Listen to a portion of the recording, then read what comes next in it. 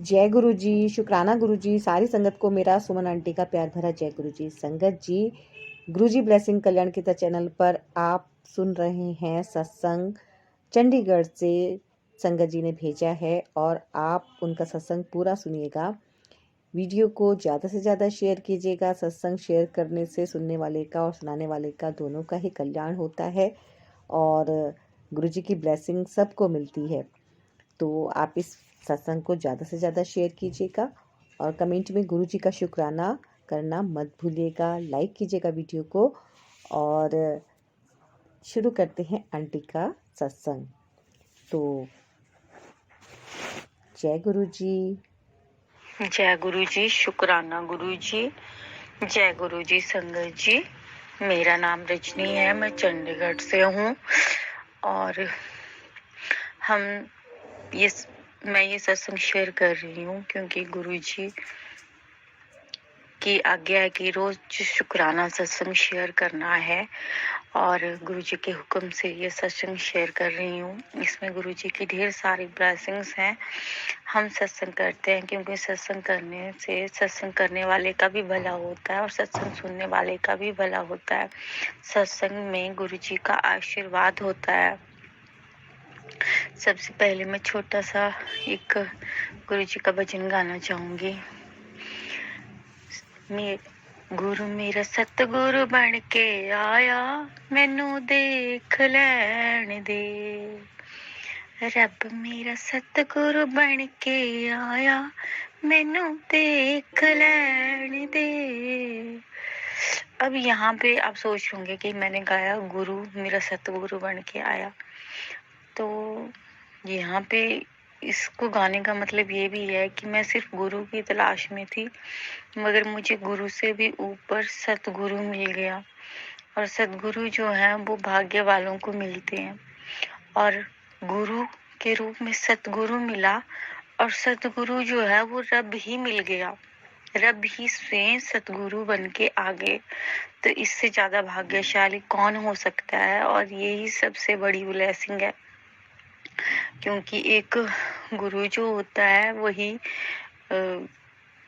अपने शिष्य को अंधकार से प्रकाश की ओर लेके जाता है। बिना गुरु के जीवन एक जानवर के समान है। गुरु ही जीवन जीना सिखाता है, गुरु ही संस्कार देता है और गुरु ही हमें ईश्वर से जोड़ता है। सच्चा ज्ञान गुरु ही कराता है और यहाँ पे तो रब ही स्वयं सदगुरु है, गुरु है। तो इतनी सारी मेहर बरसाने के लिए और ये चमत्कार करने के लिए मेरे गुरु पिता का बहुत बहुत शुक्राना, अनंतम शुक्राना, अनंतम शुक्राना, कोट कोट शुक्राना, हर पल शुक्राना, हर क्षण शुक्राना। गुरु पिता जी, आपका ये उपकार हमारे ऊपर बहुत ही ज्यादा है, जिसका मोल हम शुक्राना कर करके भी नहीं चुका सकते हैं। रब सतगुरु के रूप में मिल जाए तो इससे ज्यादा और क्या चाहिए हमें। बाकी तो हमारी इच्छाएं जो हैं वो बुनियादी हैं इस संसार में रहने के लिए, और असली दौलत, असली धन, असली खजाना, और वो भी बहुमूल्य खजाना, अनमोल खजाना जो है जिसकी कीमत कोई लगा ही नहीं सकता, वही आप हो। हमारे गुरु हो, हमारी जान हो, हमारा जीवन हो, हमारा मान हो, हमारा सम्मान हो, हमारी रूह हो, हमारी आत्मा हो। और इन बातों का ज्ञान आप ही धीरे धीरे करवा रहे हो। जीवन में धन, दौलत, पैसा कमाना बहुत आसान है, मगर एक सतगुरु का, और वो भी रब सतगुरु बन के आए, साथ मिलना बहुत ही बड़ी बात है और असंभव बात है, और जो हमारे जीवन में संभव हुई है क्योंकि हमारे गुरु जो हैं स्वयं देवों के देव महादेव हैं, भोलेनाथ हैं, जो असंभव को संभव बनाते हैं। और जब असंभव को संभव बनाने वाले प्रभु ही हमारे गुरु हैं, तो हमारी जीवन में जो असंभव काम है वो संभव कैसे नहीं हो सकते। जैसे कि संगत जी, मेरी परीक्षा चली हुई है और मेरी लाइफ में कुछ ऐसी चीज़ें हैं, जैसे मेरे हस्बैंड जो हैं, मैं एक हिंदू फैमिली से बिलोंग करती हूँ और मेरी फर्स्ट डाइवोर्स हुआ, सेकंड मैरिज मेरी जो है वो चंडीगढ़ में एक सिख परिवार में हुई, जहाँ पे मुझे बहुत सारी डिफ़िकल्टीज फेस करनी पड़ी। मेरा पहले हस्बैंड जो, उनसे एक बेटा है और चंडीगढ़ में हस्बैंड और सासू माँ हैं फिलहाल। पहले ननद भी थी, अब वो फॉरेन जा चुकी है, तो अब सास और हस्बैंड ही हैं। तो काफ़ी कुछ इशू के बाद बेटे को मम्मी डैडी के पास स्कूल में डालना पड़ा और वहाँ पे कभी मैं यहाँ पे रहती हूँ, कभी वहाँ पे रहती हूँ, कभी बच्चे के पास, कभी हस्बैंड के पास। और जो मेरे बच्चा है वो भी जिद्दी है, हस्बैंड भी थोड़ी जिद्दी है, तो आपस में मतलब हो नहीं पाता इतना समन्वय बोल सकते हैं उसको, कि दोनों एक दूसरे के साथ मिलके रहें। तो लड़ाई को खत्म करने के लिए मैंने बच्चे को यहाँ डाला है, बट मेरा मन कभी यहाँ रहता है, कभी वहाँ रहता है, क्योंकि बच्चा भी मेरी जिम्मेदारी है और हस्बैंड भी मेरी जिम्मेदारी है, और एक के पास रहूँ तो दूसरा कर्म खराब होता है। तो यहाँ पे गुरु पिता जी मुझे क्षमा करिएगा, जैसे रब रखे वैसे रहना पड़ता है। अब ये परिस्थिति ऐसी थी कि इसमें ऐसा करना पड़ा, या ऐसा हुआ, या आपने की रिजल्ट से, या आपकी मर्जी के बगैर तो कुछ हमारी लाइफ में हो नहीं सकता। अब परिवार जो है सारा अलग अलग है, कभी मैं यहाँ कभी वहाँ चक्कर काटती हूँ, तो हमें साथ में भी आप ही करोगे, जो मुझे एक असंभव सा कार्य लगता है, और इस कार्य को संभव सिर्फ आप ही बना सकते हो और आप ही बनाओगे, और मुझे आप पे पूरा विश्वास है, मेरा फुल सरेंडर आपके आगे है। कभी कभी डगमगा जाते हैं, जैसे परीक्षा में एक बहुत बड़ी समस्या आती है कि लोग, ये हमारे ही घर वाले, गुरु जो है, गुरुओं को बिना सोचे समझे कुछ भी बोल देते हैं। ये नहीं सोचते हैं कि आगे जो संत खड़ा है वो सच में संत हुआ, तो सच में वो रिद्धि सिद्धि वाला हुआ, तो किसी भी गुरु को कुछ भी बोलने से पहले 100 बार सोचना चाहिए। और मैंने उन्हें इतनी बार समझाया कि, और साथ में एग्जाम्पल भी दिया कि सुखमनी साहब जो गुरुओं के द्वारा लिखी गई है, उसमें साफ साफ बताया गया है कि संत की निंदा करने वाले को क्या दंड मिलते हैं, वो नरक का भागी होता है। और आप किसी भी गुरु को इस तरह कुछ मत बोलिए, और खासकर अभद्र शब्दों का प्रयोग तो करो ही मत, क्योंकि हो सकता है असली है तो नकली भी है, जो आगे संत हुआ वो असली हुआ तो क्या होगा। और वैसे भी हमें किसी की निंदा तो करनी चाहिए ही नहीं। अब यहाँ पे निंदा किसी की करते हैं तो किसी के पापों को ले लेते हैं, और अगर कोई संत सच में संत है, और हमें तो पता है कि गुरु पिता जी की मर्जी जब तक ना हो तब तक कोई उनसे जुड़ नहीं सकता, और वही स्वयं महादेव हैं, सारी संगत को पता है। मगर लोग या हमारे परिजन जो बिना सोचे समझे कुछ भी बोल देते हैं, तो वो मुझे सोच के ही बहुत, मतलब एक बहुत दुख होता है अंदर से, और मैं समझाने की कोशिश करती हूँ कि मेरी माँ है, बाप है, या मेरा भाई है, या मेरी बहन है, या मेरा कोई रिलेटिव है, कि आप ऐसा मत करो, किसी भी संत को मत बोलो, किसी के गुरु को मत बोलो। अलग अलग है, सबकी अपनी सोच है, और सबने अपने अपने गुरु धारण किए हुए हैं, तो तुम किसी भी गुरु को कैसे कैसे बोल सकते हो। और मेरे साथ जो इंसिडेंट पहले हुआ था चौकी वाला, जहाँ मैं गुरु गुरु जी करती रहती थी, उस वजह से भी घर वाले गुरु के खिलाफ हो गए हैं कि गुरु होते ही नहीं है। बट ऐसा नहीं होता है। अगर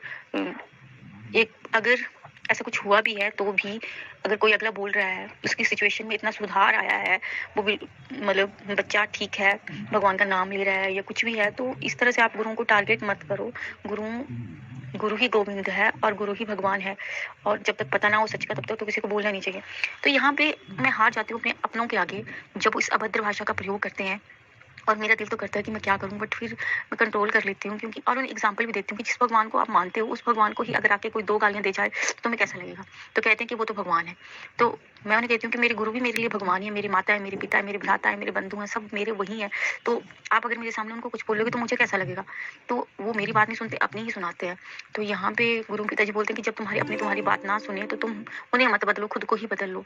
तो यहाँ पे ये भी सच है कि हाँ, हम उन्हें नहीं बदल सकते, मगर किसी सिचुएशन ऐसी आ जाती है जहाँ पे हमें उनके साथ तर्क करना पड़ता है, क्योंकि वे रोड़े की तरह आगे खड़े हो जाते हैं। और किसी की भी बच्चे की या किसी की पर्सनल लाइफ है, उसमें आपको इतना इंटरफेयर नहीं करना चाहिए। मुझे तो यही लगता है गुरु पिताजी, मुझे तो यही शिक्षा मिलती है कि बच्चा अगर मान भी रहा है, किसी गुरु को धारण कर रहा है, या आपके घर में ही परिजन किसी गुरु को धारण कर रहे हैं, तो आपको कोई अधिकार नहीं कि आप उसकी लाइफ में इंटरफेयर करो, क्योंकि किसको मानना है वो उसका अपनी सोच है। मैंने बेसिकली बहुत सारे सत्संगों में सुना कि कईयों के हस्बैंड नहीं मानते, कईयों को कोई नहीं मानता। तो मुझे ये समझ नहीं आती कि सबका अपना इष्ट होता है। अगर गुरु को किसी ने अपना इष्ट बना रखा है, गुरु को ही किसी ने अपना इष्ट बना रखा है, तो वो उसकी अपनी रजा है, अपनी मर्जी है। यहाँ पे किसी का हस्बैंड, किसी का फादर, किसी की मदर कैसे किसी की लाइफ में इंटरफेयर कर सकते हैं। और भक्ति के बारे में तो बिल्कुल भी नहीं करनी चाहिए। और जब मंत्र जाप होता है कि ओम नमः शिवाय, शिव जी सदा सहाय, ओम नमः शिवाय, गुरु जी सदा सहाय, तो साफ साफ पता लगता है कि भगवान का नाम पहले लिया जा रहा है, तो और आगे गुरु जी का नाम लिया जा रहा है। तो मतलब मेरी सोच या आप समझ लीजिए कि गुरु पिताजी ही मेरे दिमाग में सोच डाल रहे हैं कि हमें ये करना बिल्कुल ही गलत है। अगर कोई ऐसा कर भी रहा है जिस वजह से किसी की बीवी को गुरु जी का स्वरूप मिला और वो अलमारी में रख रही है, या किसी का बच्चा है वो छुप छुप के जा रहा है, या कोई भी है, तो वो अपना कर्म तो कर रहा है, कर्म वो कर रहा है अपना वहाँ पे, कि वो दूसरे को तंग कर रहा है। मगर क्या है कि बाद में वो उस चीज़ को जरूर भुगतेगा, क्योंकि कर्म सबके लिखे जा रहे हैं।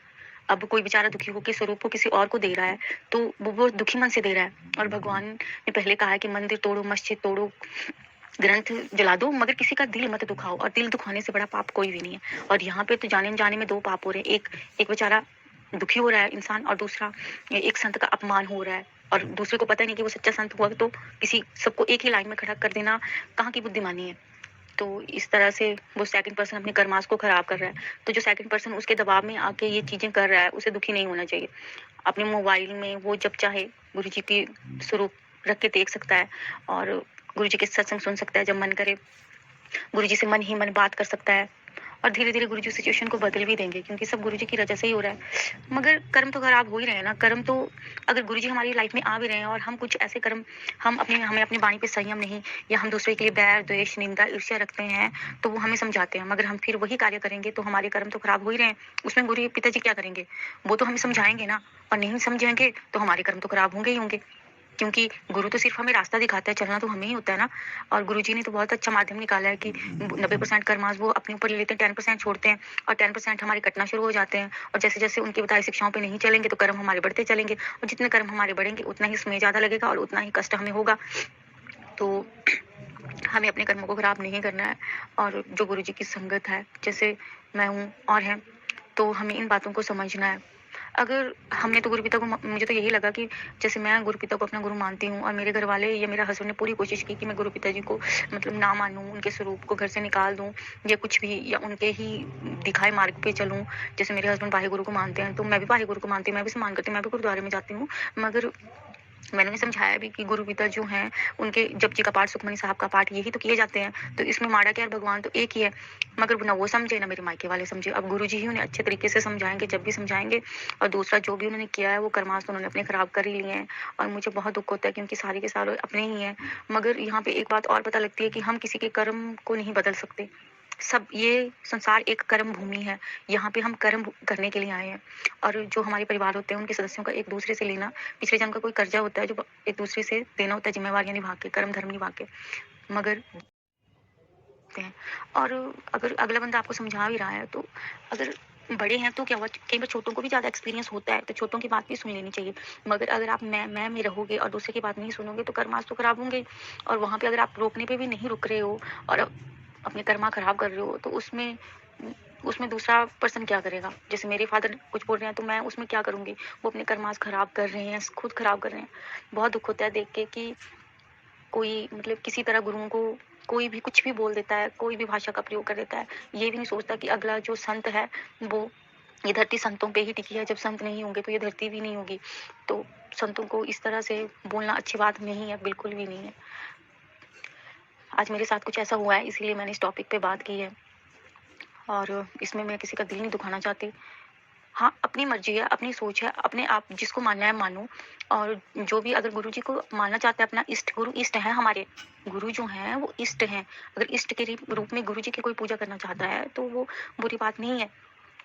और किसी, अगर कोई हमारे ऊपर जबरदस्ती थोप रहा है तो वो गलत है। अगर दिल से हम किसी को माने तो वो गलत नहीं है।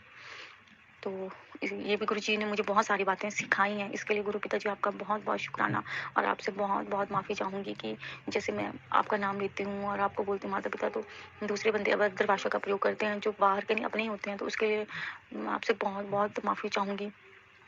मगर गुरु पिता जी, यहाँ पे ये तो बिल्कुल भी नहीं आता कि मैं आपको छोड़ूं, क्योंकि परीक्षा भी आप ही ले रहे हो, कर्म भी आप ही कटवा रहे हो, और जो हो रहा है वो आपकी रजा से हो रहा है। और परीक्षा होती है तो शिक्षा भी होती है। और यहाँ पे शिक्षा यही है कि चाहे तुम्हारे अपने ही हैं, मगर न कोई साथ आया ना कोई साथ जाएगा। साथ आए हैं तुम्हारे अच्छे चंगे कर्म, और जाएंगे साथ अच्छे चंगे कर्म। और तुम सबसे अच्छे सौभाग्यशाली हो कि तुम्हें सदगुरु मिला, क्योंकि सदगुरु ही बता सकता है कि कहाँ पे कर्मा खराब हो रहे हैं, कहाँ पे तुम्हें क्या करना और क्या नहीं। और ये चीज़ें जो हम जान पा रहे हैं, ये हमारे परिवार वाले नहीं जान पा रहे हैं, क्योंकि उनके पास सदगुरु नहीं है। तो हम बहुत लकी हैं कि हमें सदगुरु मिले, और अब सदगुरु के रूप में मिले, तो ये तो और भी बहुत अमूल्य बात है। तो इसके लिए गुरु पिताजी आपका बहुत बहुत शुक्राना, अनंतम शुक्राना, कोट कोट शुक्राना। इसके अलावा गुरुजी ने बहुत सारी ब्लेसिंग्स दी हैं। जैसे सपने में मुझे मोर दिखाई दिया पंख फैला के, बहुत ही सुंदर नज़ारा था, तो उसके लिए गुरु पिताजी आपका बहुत बहुत शुक्राना। और सपने में मुझे 2 बटरफ्लाइज दिखी उड़ती हुई, एक वाइट कलर की थी, एक ब्लू कलर की थी, और उसके लिए गुरु पिताजी आपका बहुत बहुत शुक्राना। और गुरु पिताजी हर दिन कुछ ना कुछ सिखाते हैं। गुरु पिताजी बोलते हैं कि अध्यात्म की यात्रा तुम अकेले ही तय करते हो, तुम्हारे साथ कोई नहीं चलता। तो ये सच है कि जब परीक्षा अकेले चली तो शिक्षा भी अकेले चली होगी।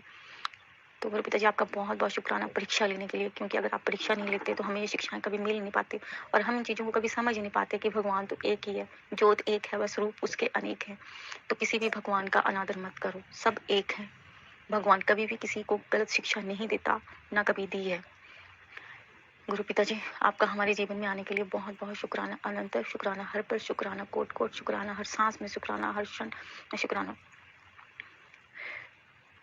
अब ये सारा सत्संग जो है इसमें मेरा मैं किसी को भी किसी की धार्मिक भावना को ठेस नहीं पहुंचाना चाहती। बस इसमें यही है जो सारी शिक्षा मुझे मिली है कि हमें क्या करना चाहिए, क्या नहीं करना चाहिए, क्योंकि परीक्षा चली हुई है तो शिक्षाएं तो चली हुई है।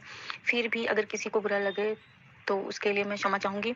और गुरु पिताजी, अगर सत्संग करते मेरे से कोई गलती हो तो मुझे क्षमा करना, संगत जी क्षमा करना। जय गुरु जी, शुक्राना गुरु जी।